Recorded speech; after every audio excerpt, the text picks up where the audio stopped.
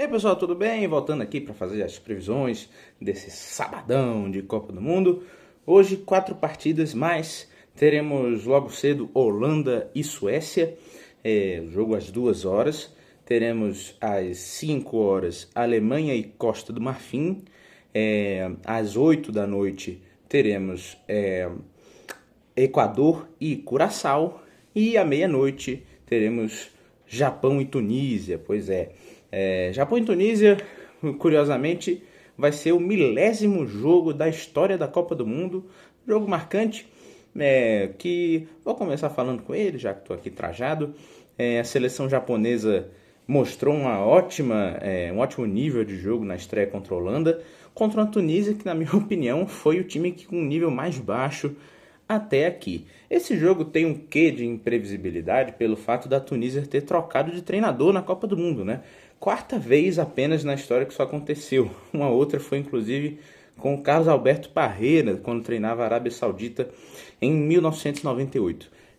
Mas essa seleção japonesa ainda é muito forte, né? A Tunísia, mesmo agora com Hervé Renard, que substituiu o Sabri Lamouchi após a derrota de goleada para a Suécia por 5-1.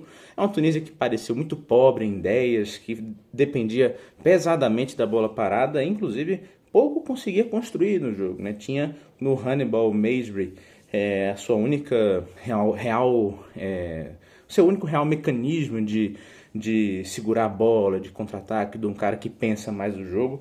Ainda assim foi muito pobre, né? Eu apostaria numa vitória relativamente tranquila do Japão, apesar de que não acho que o jogo tende a ser tão fácil, considerando a troca de treinador da Tunísia, que pode dar uma ingestão de ânimo. Eu estaria apostando num 3-0 para a seleção japonesa, tá certo? Voltando para os jogos de mais cedo, nós temos Holanda e Suécia, também desse grupo, tende a ser um jogo bem interessante. Uma Suécia que propôs o jogo, que teve a bola contra a Tunísia, provavelmente vai se colocar no papel de seleção defensiva contra a seleção da Holanda, né? A Holanda mostrou um bom nível de jogo, principalmente com meio campo muito rápido, dinâmico, com uma capacidade ímpar de segurar a bola, né? Uma defesa que, principalmente o Dumfries apoiando, é um terror, né? Ainda tem Van Dijk, Van Hecke, que jogaram muito bem na última partida. É um time da Holanda que tem uma capacidade boa, mas que tem um ataque que pode deixar a desejar, ainda mais considerando as opções que vêm do banco, tá? A Suécia, do contrário, tem na sua principal força o ataque, né? O ataque com Gyökeres e Isak, que mostraram um grande entrosamento na estreia. Vai ser algo difícil da seleção holandesa parar. Eu apostaria num jogo em que ambas as seleções marcam. E assim, não acho impossível a seleção sueca roubar pontos, tá? A Holanda é cabeça de chave, é favorita, mas a Suécia demonstrou um bom nível de jogo, ainda que contra um adversário bem mais fraco na primeira rodada. Eu tô apostando em um 2-2, com a seleção holandesa se complicando um pouco.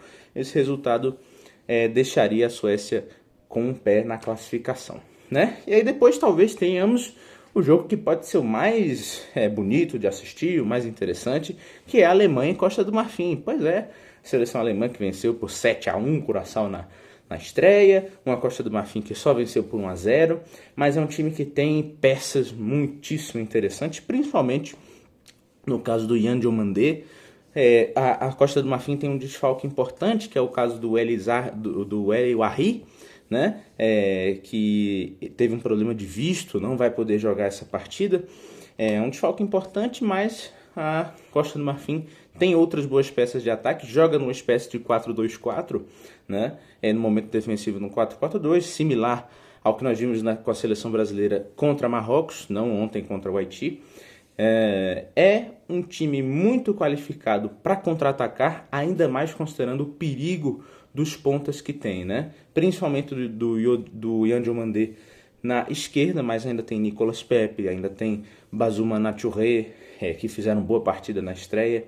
É um time que, historicamente, pelo menos do histórico recente, defensivamente muito sólido, então a diferença para Curaçao é grande, né? Não vai tomar 7 gols, pode ser que tome algum número de gols, mas vai ser um jogo muito mais difícil para uma Alemanha que foi muito sólida na partida de estreia, mas eu ressalto de novo, o adversário mais fraco da competição. Eu estou apostando que pode ter algum problema para a seleção alemã, mas eu vou colocar um 2-1 para os alemães. E para fechar o dia nós temos Equador e Curaçao.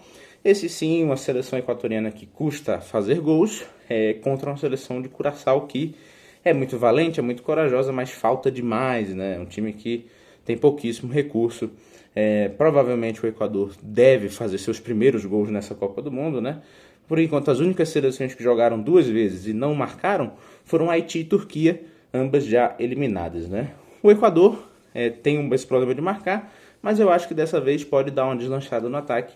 E eu diria que uma vitória da seleção sul-americana por 3-0. É isso aí, pessoal. Deixe seus palpites no comentário. Até a próxima.